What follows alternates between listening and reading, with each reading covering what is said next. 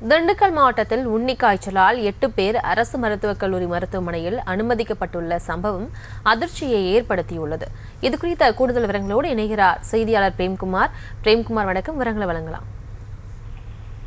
திண்டுக்கல் மாவட்டத்தில் உள்ள பழனி, ஒட்டன்சத்திரம், ஆத்தூர், வேடசந்தூர், நிலக்கோட்டை, நத்தம் ஆகிய பகுதிகளில் இருந்து சுமார் 8 பேர் உண்ணி காய்ச்சலால் பாதிக்கப்பட்டு திண்டுக்கல் அரசு மருத்துவக் கல்லூரி மருத்துவமனையில் சிகிச்சைக்காக அனுமதிக்கப்பட்டுள்ளனர். இதில் திண்டுக்கல் மருத்துவ வட்டத்தில் இருந்து 4 நபர்களும், அதேபோல் பழனி மருத்துவ வட்டத்தில் இருந்து 4 நபர்களும் சிகிச்சையில் இருந்து வருகின்றனர்.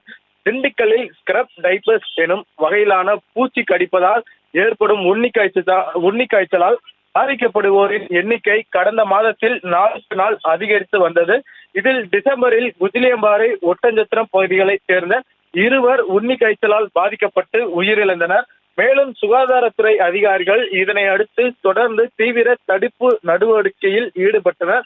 இருந்த போதிலும் பாதிப்புகள் குறையாமல் பாதிக்கப்படுவோரின் எண்ணிக்கை அதிகரித்த வண்ணமாக இருந்தது. இதற்கென திண்டுக்கல் அரசு மருத்துவக் கல்லூரி மருத்துவமனையில் தனி வார்டுகள் அமைக்கப்பட்டு அங்கு நோயாளிகளுக்கு தீவிரமாக சிகிச்சை அளிக்கப்பட்டு வருகிறது.